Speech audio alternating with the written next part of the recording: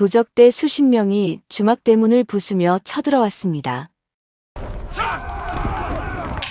주인장 썩 나오너라! 오늘은 불을 질러버리겠다! 남편은 다락방으로 기어 올라가 숨어버렸습니다. 여보, 나는 몸이 안 좋아서. 시어머니는 겁에 질려 그 자리에서 기절해버렸습니다. 주막에 남은 사람은 며느리 단 한 명뿐이었습니다. 그녀가 부엌에서 들고 나온 것은 칼도 창도 아니었습니다. 솥뚜껑 하나, 홍두깨 하나, 도적 두목이 비웃었습니다. 하하, 아낙네가 솥뚜껑을 들고 나왔어? 가소롭구나.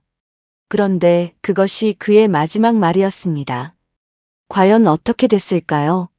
오늘은 조선시대 경기도 광주 땅 어느 조용한 산골 마을에서 벌어진 믿기 어려운 이야기 하나를 들려드리려 합니다. 겉으로는 평범한 며느리, 속으로는 천하를 호령할 무공을 품고 살아가던 한 여인의 이야기입니다.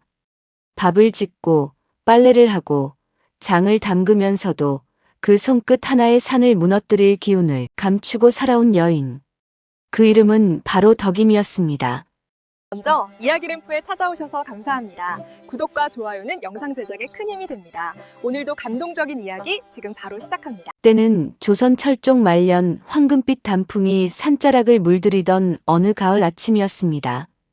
경기도 광주 땅, 최씨 가문의 후원에 줄지어 늘어선 크고 작은 장독대들이 아침 햇살을 받아 반들반들 빛을 내고 있었습니다. 그 장독대 사이를 종종 걸음으로 오가며 걸레질을 하던 며느리 덕임은 이마에 맺힌 땀방울도 닦을 새 없이 손을 놀리고 있었지요. 그때였습니다. 야, 이 덕임아. 거기 저 끝에 종가된장독은 또 왜 그 모양이냐? 파리가 미끄러질 정도로 윤이 나야 장맛이 변치 않는 법이거늘 도대체 시집을 온 지 몇 년이 지났다고 아직도 그 모양이냐? 마루 끝에 걸터 앉아 곰방대를 두드리던 시어머니 최씨 부인의 목소리는 마치 천둥 소리처럼 후원 가득 울려 퍼졌습니다. 덕임은 입술을 꾹 깨물며 고개를 숙였습니다. 예, 어머님. 죄송합니다. 더 열심히 닦겠습니다. 그녀의 목소리는 물처럼 낮고 조용했습니다. 최씨 부인은 양반가의 안주인으로서 철저한 분이었습니다. 밥상에 국물이 한 방울 튀어도 마당에 낙엽 하나 떨어져도 야단을 치는 호랑이 같은 성품이었지요. 그러나 덕임은 단 한 번도 대들지 않았습니다.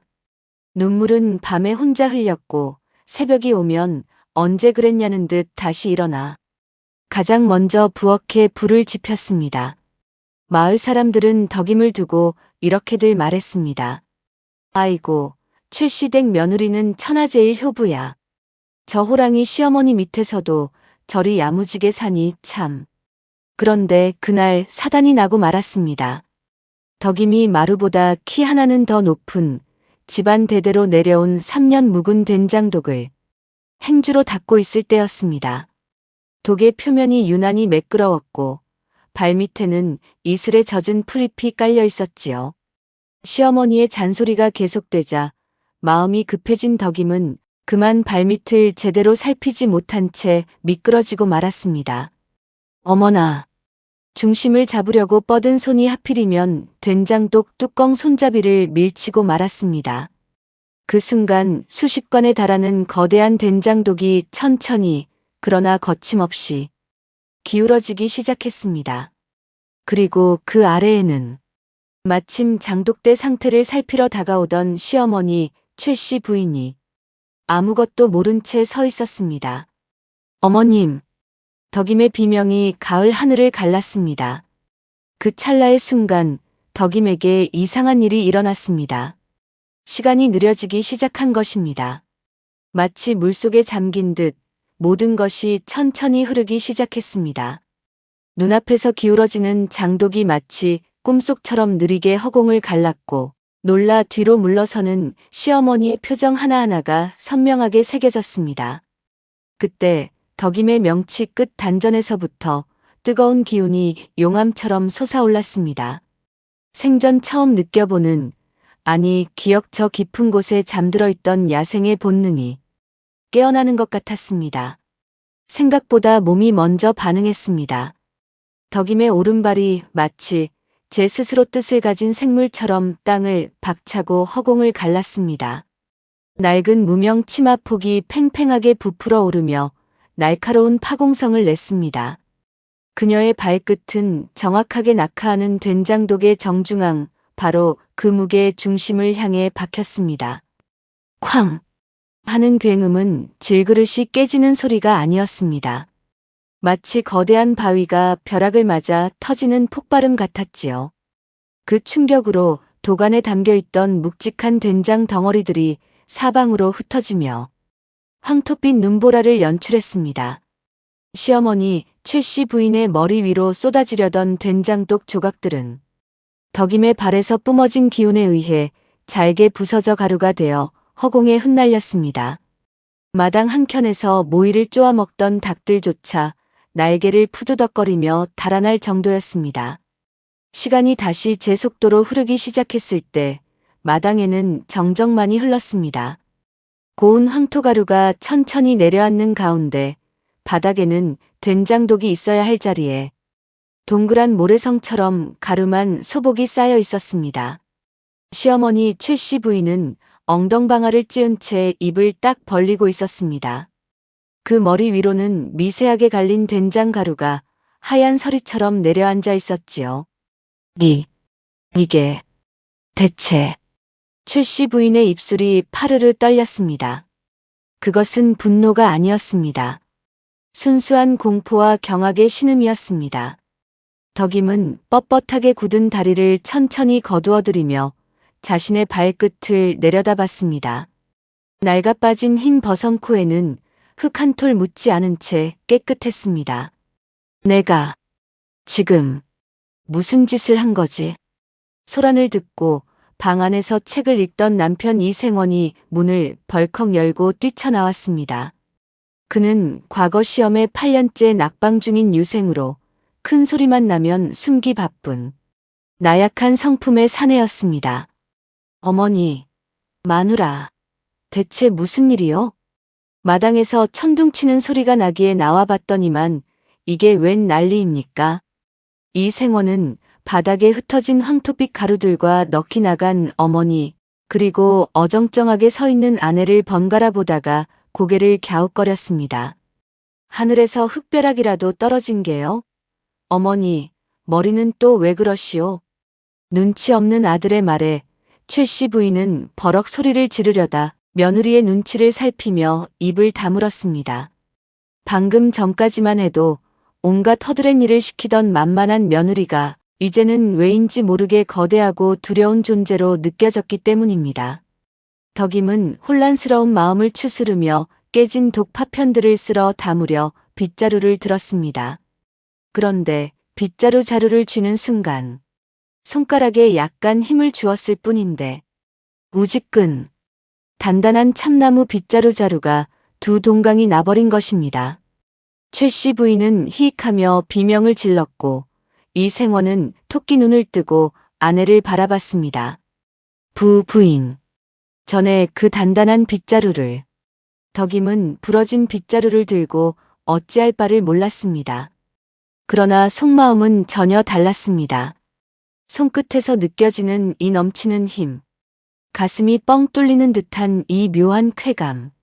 덕임은 자신의 손바닥을 가만히 내려다봤습니다. 굳은 살 박인 거친 손이었지만 그 안에는 무언가 꿈틀거리는 생명이 깃든 것만 같았습니다. 그 순간 덕임의 뇌리에 돌아가신 아버지의 목소리가 또렷하게 들려왔습니다. 덕임아, 이것은 춤이 아니란다. 바람을 타고 흐르는 구름처럼 내 몸의 기운을 자연에 맡기는 법이야. 어린 시절 아버지는 달빛 아래에서 춤을 추듯 부드럽게 팔다리를 움직이며 어린 덕임에게 알 수 없는 동작들을 가르쳐 주곤 했었습니다. 당시에는 그저 아버지의 춤이 예뻐서 따라했을 뿐이었는데 오늘 그 동작이 생사를 가르는 순간에 제 스스로 튀어나온 것이었습니다. 그리고 덕임은 문득 아버지가 돌아가시기 전 남긴 유언을 떠올렸습니다. 덕임아, 평범하게 살아라. 내 피 속에 흐르는 것을 잊고 그저 남들처럼 살아라. 하지만 세상이 너를 가만두지 않을 때가 오거든. 그때는 기억해라. 너는 남의 쌍검문의 마지막 피줄임을. 그때는 노망이 드신 아버지의 헛소리라고만 생각했습니다. 남의 쌍검문이라니. 무협지에서나 나올 법한 이름이 아닙니까? 그녀의 아버지는 술을 좋아하고 풍류를 즐기는 한량이었을 뿐이라고 덕임은 내내 그렇게만 알고 있었습니다. 하지만 지금 이 순간 발끝에서 시작된 이 기이한 파동과 두 동강난 빗자루를 보며 덕임은 온몸에 소름이 돋는 것을 느꼈습니다. 아버지가 가르쳐 주었던 그 춤사위, 매일 아침 억지로 시켰던 호흡법, 무거운 돌덩이를 들게 했던 그 수많은 기행들이 단순한 술주정이 아니었던 것입니다. 다음 날 아침 덕임은 장을 보러 마을 시장통으로 나섰습니다. 어제의 소동 이후 시어머니 최 씨 부인은 방 안에서 좀처럼 나오지 않았고 이 생원은 덕임을 볼 때마다 괜히 옆길로 비켜다니는 형편이었습니다. 시장통은 언제나처럼 사람들로 북적였습니다. 생선 파는 안악의 고함소리, 엿사라는 장수의 노랫소리가 뒤섞인 평범한 가을 장날이었습니다. 그런데 시장 입구에서부터 뭔가 이상한 기운이 감돌고 있었습니다. 사람들이 한쪽으로 물러서며 수군거렸고 어린아이들은 어미 치마폭 뒤로 숨어들었습니다. 덕임이 다가가 보니 그 가운데에서는 험상궂게 생긴 사내 셋이 콩나물 파는 할머니의 좌판을 발로 걷어차고 있었습니다. 그들의 팔뚝에는 독수리 깃털 문신이 새겨져 있었습니다. 마을에서 악명을 떨치는 도적 패거리 독치파의 졸개들이었습니다. 이 늑다리 할망구야. 자릿세 내라고 했잖아. 귀가 먹었어? 졸개 하나가 할머니의 멱살을 잡고 흔들었습니다. 주변 사람들은 눈을 깔고 황급히 자리를 피했습니다. 그 광경을 본 덕임의 눈썹이 꿈틀거렸습니다. 손에 쥔 장바구니, 손잡이가 뿌드득 소리를 내며 비틀렸습니다. 덕임의 가슴 속에서 불의를 보면 참지 못하는 뜨거운 피가 끓어올랐지만 그녀는 이를 악물며 억눌렀습니다. 안 된다. 나서면 안 돼. 나는 이 시댁 며느리야. 여기서 힘을 썼다가는 집안 망신이 될 것이야. 덕임은 끓어오르는 분노를 단전으로 눌러 담으며 서둘러 자리를 피했습니다. 하지만 귓속에서는 할머니의 애원소리와 도적들의 비열한 웃음소리가 귀신처럼 맴돌고 있었습니다. 그날 오후 더 큰 문제가 터졌습니다. 최 씨 가문에서 운영하는 주막으로 독치파의 무리가 들이닥친 것입니다. 그들의 두목은 쌍눈이 독사처럼 가는 음사목이라 불리는 자였는데 들어오자마자 빈 탁자에 침을 뱉고 소리를 질렀습니다. 주인장은 썩 나와라. 이번 달 보호세를 올렸다는 것을 모르는 게냐? 주막을 지키고 있던 최 씨 부인은 덜덜 떨리는 손으로 행주를 움켜쥐며 그들 앞에 섰지만 말 한마디 제대로 나오지 않았습니다. 주방에서 국밥을 말고 있던 덕임은 그 모든 소리를 듣고 있었습니다. 솥뚜껑을 잡은 손등에 파란 힘줄이 돋아오르기 시작했습니다. 지금 당장이라도 나가서 저 뜨거운 국물을 끼얹고 싶다. 하지만 참아야 해. 참아야 한다. 그러나 상황은 걷잡을 수 없이 악화되었습니다. 음사목이 최 씨 부인의 머리채를 잡고 흔들기 시작한 것입니다. 이 늙은이가 진짜 오늘 2배로 내놓지 않으면 이 주막에 불을 질러버리겠어. 시어머니의 비명소리가 주방까지 날아들자 덕임의 눈동자가 순간적으로 붉게 충혈되었습니다. 그녀는 자신도 모르게 손에 들고 있던 쇠국자를 반으로 접어버렸습니다. 이대로는 안 돼. 덕임은 숨을 크게 들이마시고 주방 문을 밀어 열었습니다. 어머님, 무슨 일이세요? 그 목소리는 겉으로는 놀란 듯 떨렸지만 눈빛만은 서늘하게 가라앉아 음사목의 급소를 정확히 응시하고 있었습니다. 음사목은 잡고 있던 머리채를 멈추고 고개를 돌렸습니다. 순간적으로 이 며느리에게서 뿜어지는 기이한 위압감에 등골이 서늘해졌지만 겉모습은 영락없는 시골 안악이었기에 그는 헛기침을 하며 다시 기세를 올렸습니다. 뭐야? 며느리냐? 반반하게 생겼구먼. 음사목이 음흉한 웃음을 지으며 덕임에게 다가서려 하자 최 씨 부인이 벌떡 일어나 며느리 앞을 막아섰습니다. 건드리지 마라. 내 며느리다. 돈은 줄 테니 제발 며느리는 건드리지 마. 덕임은 그 순간 가슴이 뭉클해졌습니다. 평소에는 잡아먹을 듯 구박하던 시어머니가 위기 앞에서는 자신을 지키려 나선다는 사실이 마음을 흔들었습니다. 그러나 음사목은 최 씨 부인을 거칠게 밀쳐버렸습니다. 부인은 벽에 부딪히며 쓰러졌습니다. 덕임의 눈빛이 달라졌습니다. 덕임은 눈을 감았다 뜨며 살기를 지우고는 비틀거리는 척 뒤로 넘어졌습니다.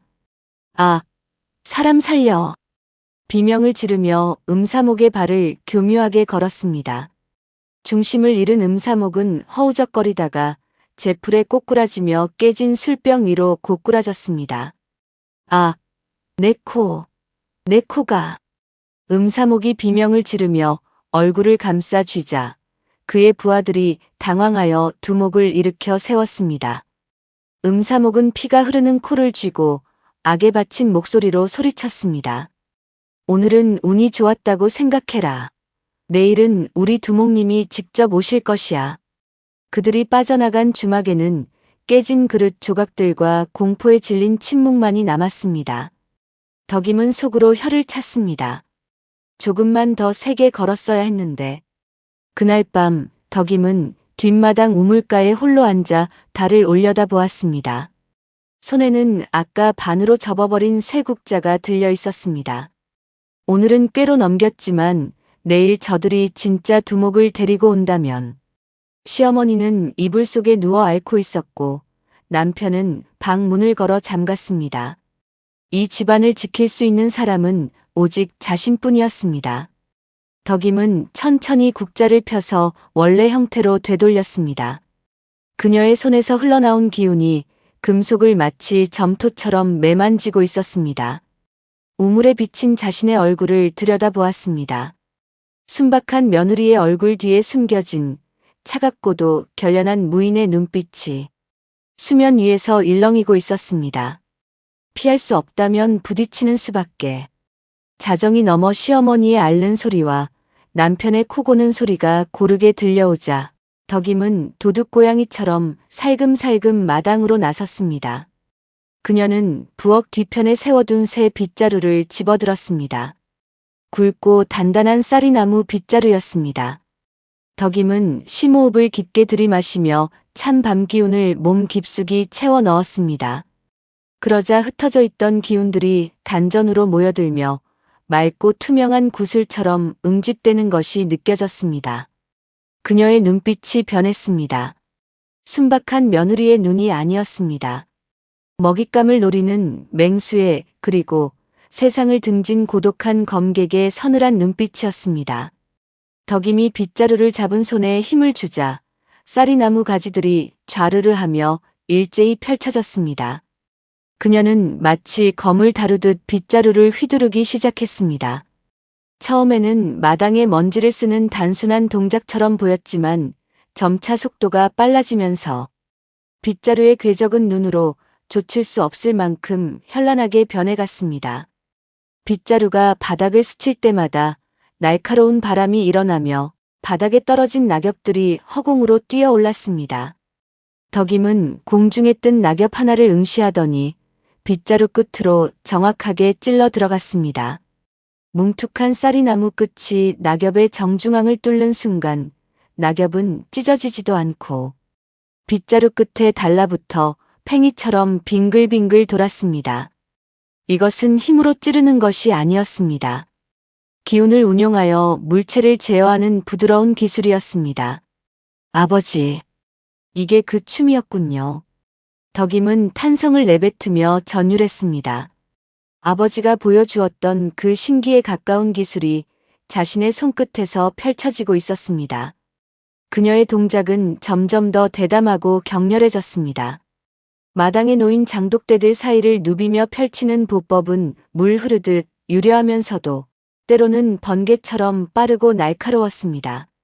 장독 하나를 적으로 상정하고 빗자루를 내리치려는 찰나에 딱 멈췄는데 그 풍함만으로도 장독 뚜껑이 달그락거리며 들썩였습니다.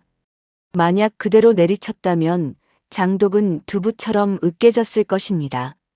바로 그 순간 대문 밖에서 인기척이 느껴졌습니다. 산짐승이 지나가는 소리가 아니었습니다. 의도적으로 발소리를 죽인 자들의 은밀한 움직임이었습니다.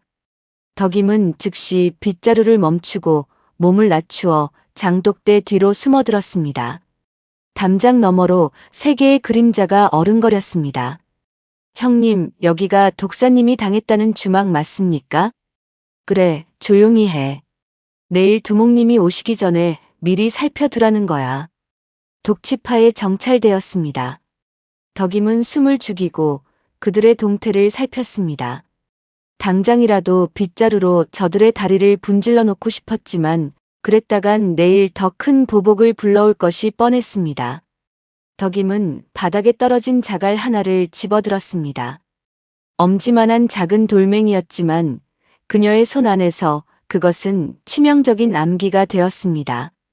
그녀는 담장 너머 목소리가 들리는 방향을 향해 손목의 스냅만을 이용하여 돌을 튕겨 보냈습니다. 핑!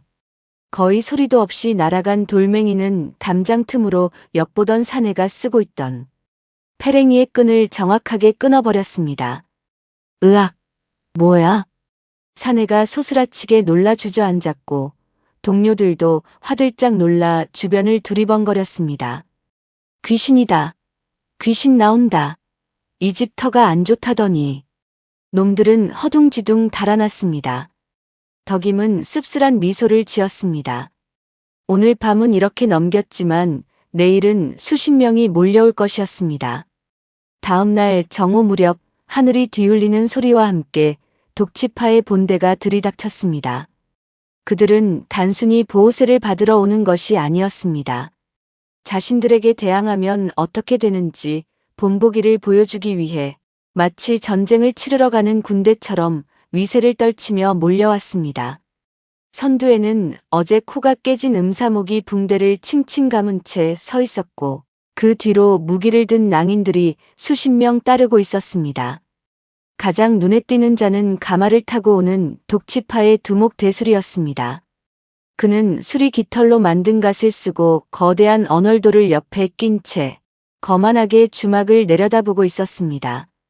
마을 사람들은 문틈으로 그 광경을 지켜보며 조씨 집안의 운명을 걱정했습니다. 시어머니 최씨 부인은 경기를 일으켜 기절해버렸고 남편 이생원은 다락방으로 기어올라가 숨어버렸습니다.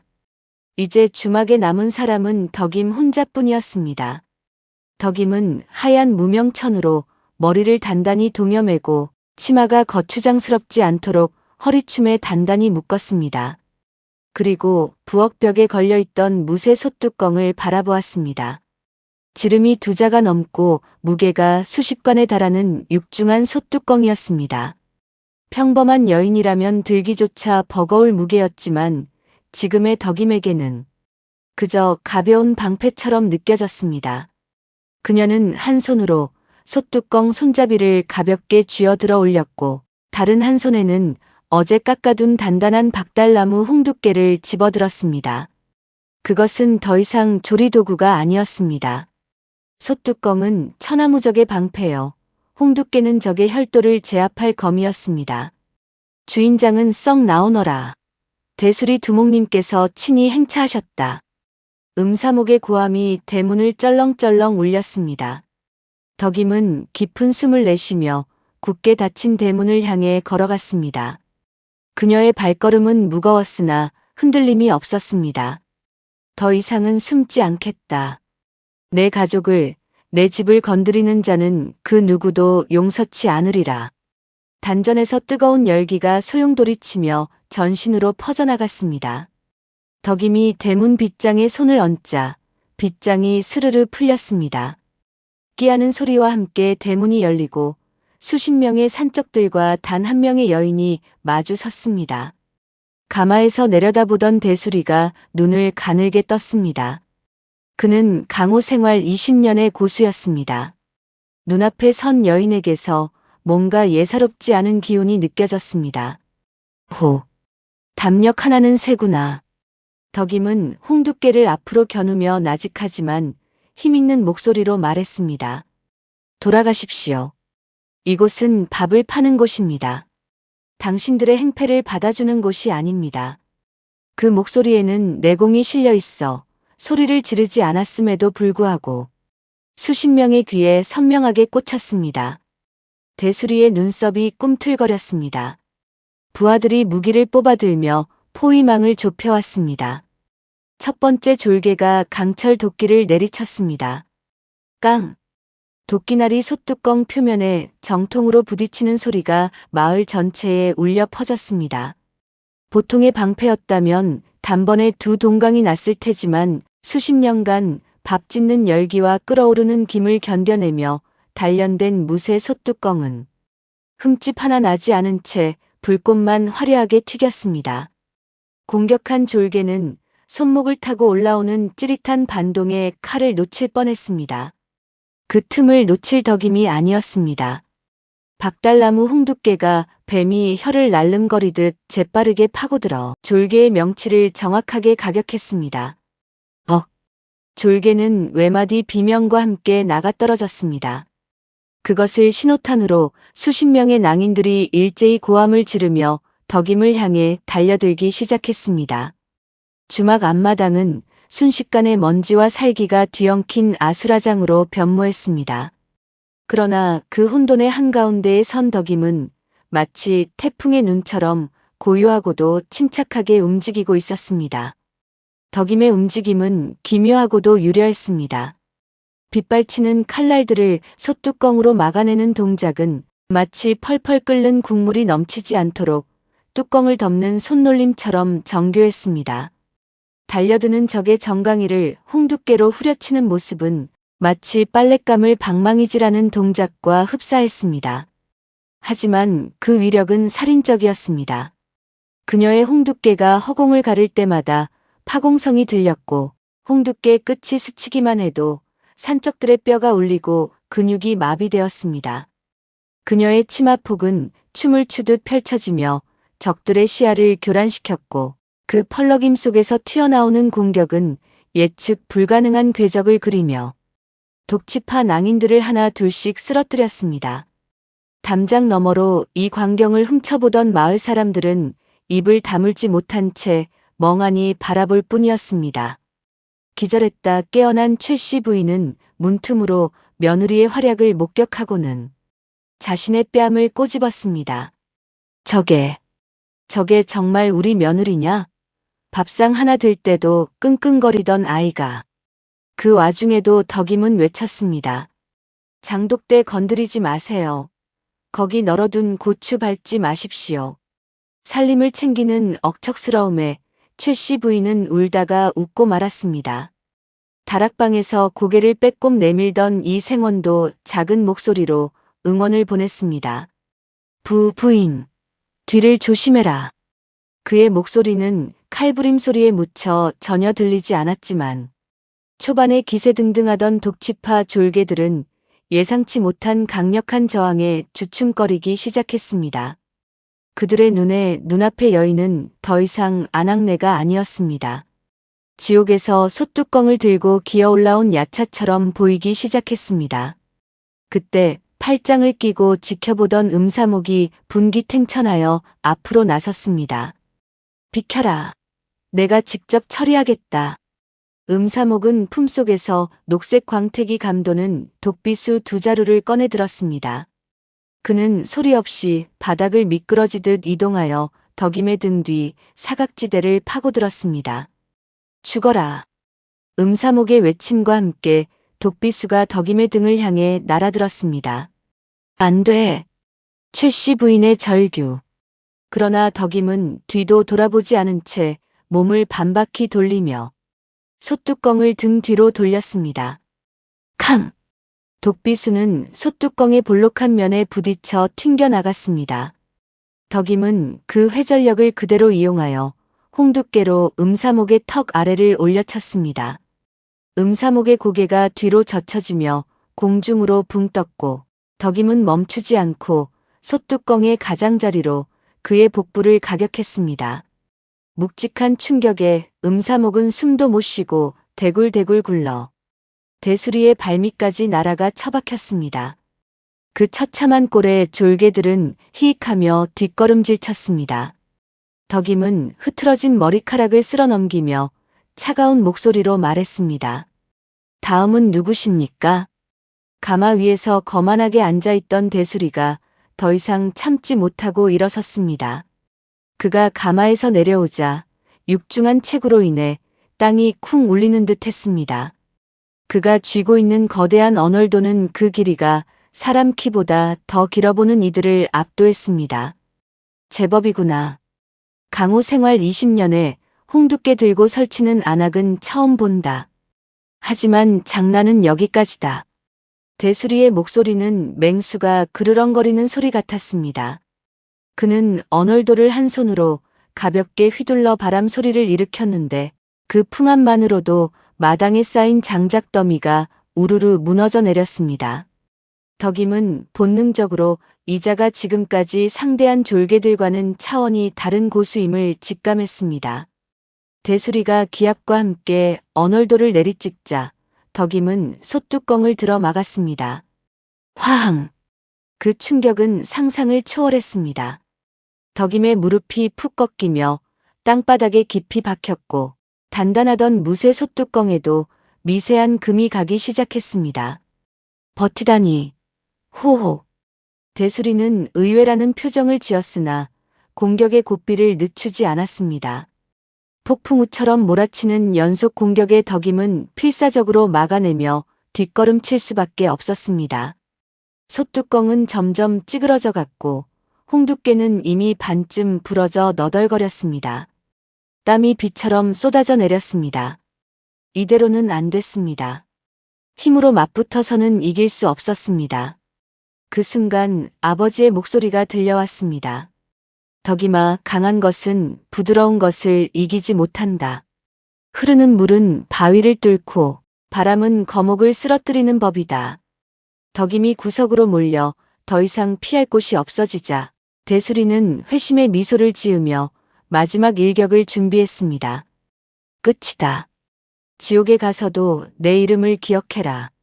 대수리가 전신의 기를 끌어올려 언얼도를 머리 위로 높이 치켜들었습니다.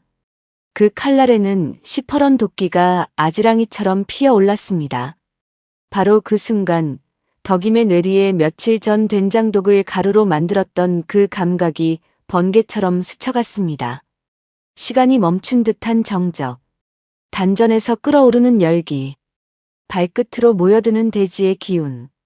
덕임은 찌그러진 솥뚜껑을 바닥에 던져버리고 부러진 홍두깨도 미련 없이 놓아버렸습니다. 빈손이 된 안악내를 보며 대수리는 비웃음을 흘렸습니다. 하지만 그것은 그의 마지막 오판이었습니다. 덕임은 눈을 감고 깊은 숨을 들이마시며 자신을 감싸고 있던 평범한 며느리라는 껍질을 완전히 깨고 나왔습니다. 혈맥이 일제히 개방되며 폭발적인 내공이 다리 근육을 타고 흘러내렸습니다. 언얼도가 그녀의 정수리를 향해 떨어지는 순간 덕임은 상체를 유연하게 뒤로 젖히며 칼날을 깻잎 한 장 차이로 피했습니다.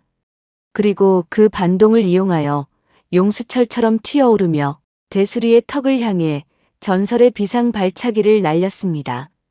이것은 단순한 발차기가 아니었습니다. 남의 쌍검문의 비기 중 하나로 응축된 내공을 발끝 한 점에 집중하여 폭발시키는 절기였습니다. 덕임의 발끝이 대수리의 턱에 닿는 순간 파! 공기가 찢어지는 괴음이 터져 나왔습니다. 된장독을 가루로 만들었던 그 파괴력이 이번에는 사람의 육체를 강타한 것입니다. 대수리의 거대한 몸뚱이가 포탄처럼 허공으로 솟구쳐 올랐습니다. 그는 비명조차 지르지 못한 채 공중에서 두 바퀴를 돌고는 주막 대문 밖 멀리 볏짚 더미 위로 처박혔습니다. 쿵! 치열했던 전장에 숨막히는 정적이 찾아왔습니다. 독치파 졸개들은 턱이 빠질 듯 입을 벌린 채 두목이 날아간 궤적을 멍하니 바라봤습니다. 손에 들고 있던 무기들이 스르륵 떨어졌습니다. 천하무적이라 믿었던 두목이 밥 짓던 안악의 발 한 방에 날아가는 광경은 그들에게 있어 현실이 아닌 악몽과도 같았습니다. 덕임은 한쪽 다리를 든 자세 그대로 천천히 땅에 착지하며 흩어진 옷매무새를 가다듬었습니다. 그녀의 눈빛은 서리처럼 차가웠으나 동시에 깊은 연민을 담고 있었습니다. 그녀는 쓰러진 대수리를 향해 나직이 읊조렸습니다. 그 힘으로 약한 자를 도왔다면 존경받는 협객이 되었을 것을. 그제야 정신을 차린 졸개들이 비명을 질렀습니다. 또 도깨비다. 도망가라. 누구 하나 뒤를 돌아보는 자가 없었습니다. 서로 먼저 도망가려고 엎어지고 자빠지는 꼴이 가관이었습니다. 주막 앞마당은 순식간에 먼지와 살기가 뒤엉킨 아수라장으로 변모했습니다. 그러나 그 혼돈의 한가운데에 선 덕임은 마치 태풍의 눈처럼 고요하고도 침착하게 움직이고 있었습니다. 덕임의 움직임은 기묘하고도 유려했습니다. 빗발치는 칼날들을 솥뚜껑으로 막아내는 동작은 마치 펄펄 끓는 국물이 넘치지 않도록 뚜껑을 덮는 손놀림처럼 정교했습니다. 달려드는 적의 정강이를 홍두깨로 후려치는 모습은 마치 빨랫감을 방망이질하는 동작과 흡사했습니다. 하지만 그 위력은 살인적이었습니다. 그녀의 홍두깨가 허공을 가를 때마다 파공성이 들렸고 홍두깨 끝이 스치기만 해도 산적들의 뼈가 울리고 근육이 마비되었습니다. 그녀의 치마폭은 춤을 추듯 펼쳐지며 적들의 시야를 교란시켰고 그 펄럭임 속에서 튀어나오는 공격은 예측 불가능한 궤적을 그리며 독치파 낭인들을 하나 둘씩 쓰러뜨렸습니다. 담장 너머로 이 광경을 훔쳐보던 마을 사람들은 입을 다물지 못한 채 멍하니 바라볼 뿐이었습니다. 기절했다 깨어난 최 씨 부인은 문틈으로 며느리의 활약을 목격하고는 자신의 뺨을 꼬집었습니다. 저게 정말 우리 며느리냐? 밥상 하나 들 때도 끙끙거리던 아이가. 그 와중에도 덕임은 외쳤습니다.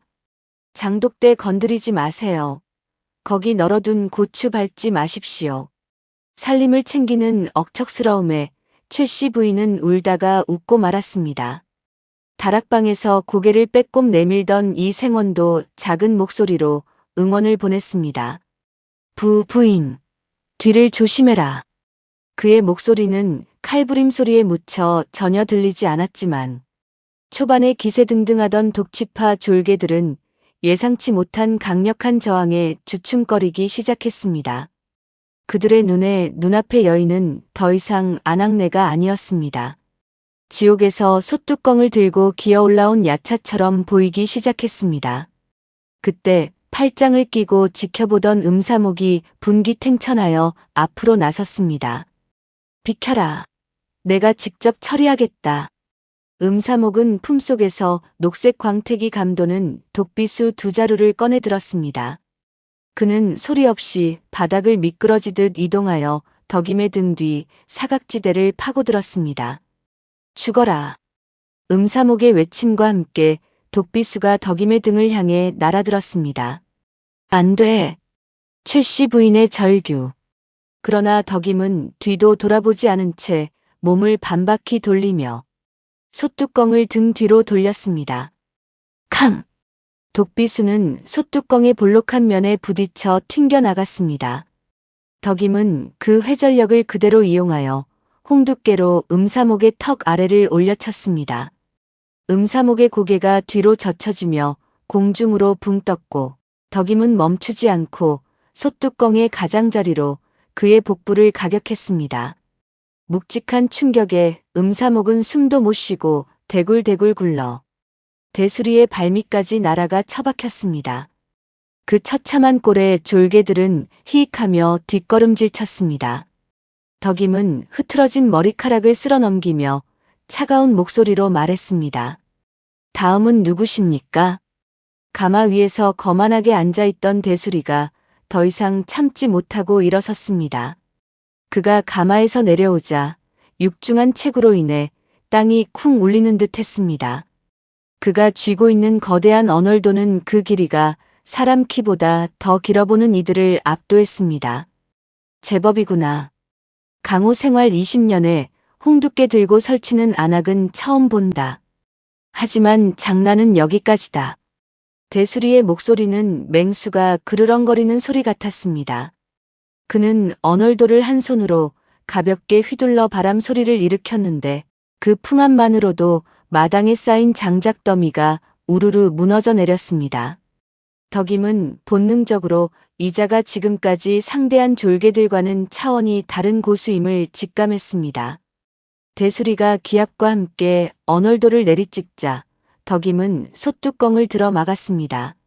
화항! 그 충격은 상상을 초월했습니다. 덕임의 무릎이 푹 꺾이며 땅바닥에 깊이 박혔고 단단하던 무쇠 솥뚜껑에도 미세한 금이 가기 시작했습니다. 버티다니. 호호. 대수리는 의외라는 표정을 지었으나 공격의 고삐를 늦추지 않았습니다. 폭풍우처럼 몰아치는 연속 공격의 덕임은 필사적으로 막아내며 뒷걸음칠 수밖에 없었습니다. 솥뚜껑은 점점 찌그러져 갔고 홍두깨는 이미 반쯤 부러져 너덜거렸습니다. 땀이 비처럼 쏟아져 내렸습니다. 이대로는 안 됐습니다. 힘으로 맞붙어서는 이길 수 없었습니다. 그 순간 아버지의 목소리가 들려왔습니다. 덕임아, 강한 것은 부드러운 것을 이기지 못한다. 흐르는 물은 바위를 뚫고 바람은 거목을 쓰러뜨리는 법이다. 덕임이 구석으로 몰려 더 이상 피할 곳이 없어지자 대수리는 회심의 미소를 지으며 마지막 일격을 준비했습니다. 끝이다. 지옥에 가서도 내 이름을 기억해라. 대수리가 전신의 기를 끌어올려 언얼도를 머리 위로 높이 치켜들었습니다.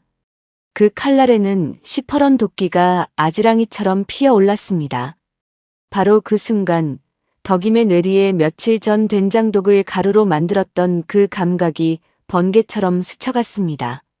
시간이 멈춘 듯한 정적, 단전에서 끓어오르는 열기, 발끝으로 모여드는 대지의 기운.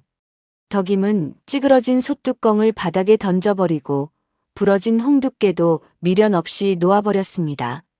빈손이 된 안악내를 보며 대수리는 비웃음을 흘렸습니다. 하지만 그것은 그의 마지막 오판이었습니다. 덕임은 눈을 감고 깊은 숨을 들이마시며 자신을 감싸고 있던 평범한 며느리라는 껍질을 완전히 깨고 나왔습니다.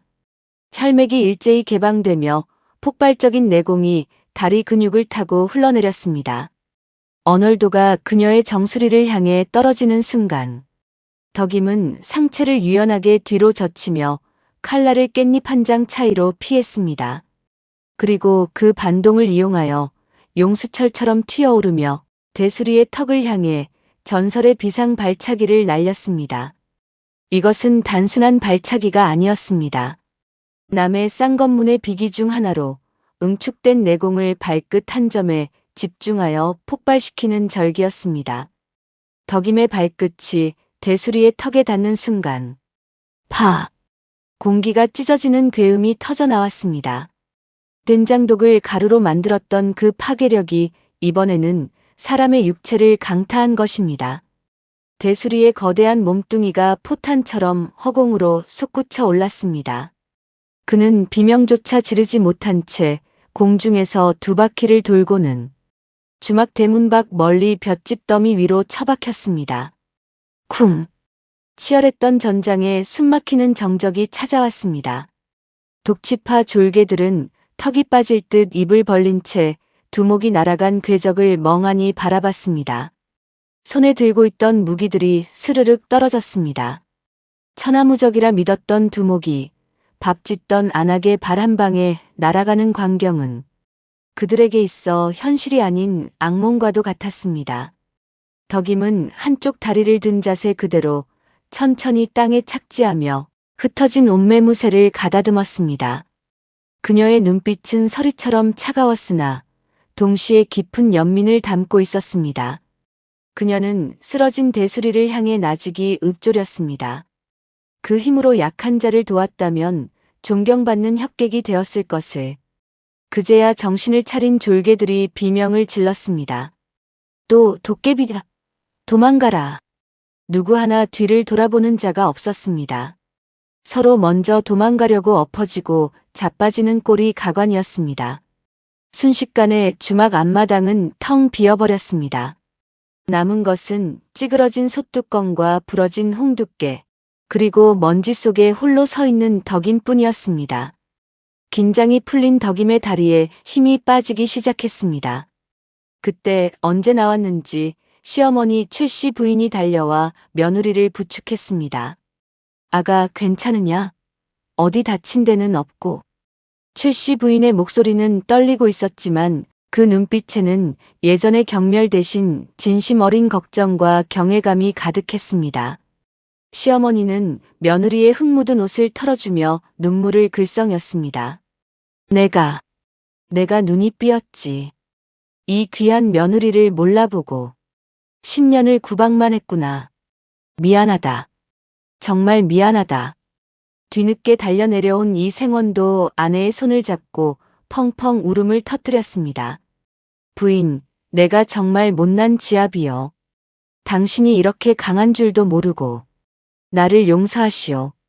덕임은 쑥스러운 듯 미소를 지었습니다.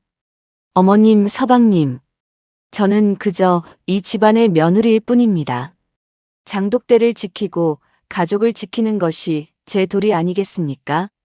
최씨 부인은 고개를 세차게 저으며 며느리의 손을 꼭 잡았습니다. 아니다. 너는 그냥 며느리가 아니야. 너는 우리 가문의 수호신이다. 오늘 저녁 밥은 내가 짓마. 너는 들어가서 푹 쉬어라. 아니, 다리라도 주물러 드릴까? 180도 달라진 시어머니의 태도에 덕임은 어쩔 줄 몰랐지만 가슴 한 구석이 따뜻해짐을 느꼈습니다. 마을 사람들도 하나 둘씩 대문 밖으로 모여들었습니다. 덕임씨 만세. 독치파를 물리쳤다. 최씨댁 며느리가 천하제일 고수셨다니. 사람들의 찬사 속에서 덕임은 붉어진 얼굴을 숙였습니다. 그녀의 발끝에서 시작된 작은 파동이 마을의 평화를 가져온 것입니다. 시어머니 최씨 부인은 보약을 손수 다려 며느리의 방문 앞에서 서성이는 사람이 되었고, 이 생원은 붓 대신 장작 패는 도끼를 들고 구슬땀을 흘리는 사내가 되었습니다. 물론 덕임의 명성을 듣고 도전장을 내미는 떠돌이 무인들이 종종 나타나기도 했습니다. 어느 날에는 태백의 칼바람이라 자칭하는 검객이 담장을 넘어들어왔고, 덕임은 빨래를 널다 말고 젖은 이불을 그물처럼 던져 그를 휘감아 버렸습니다. 이불 속에서 허우적거리는 검객의 등짝을 빨래 방망이로 두들겨주며 말했지요.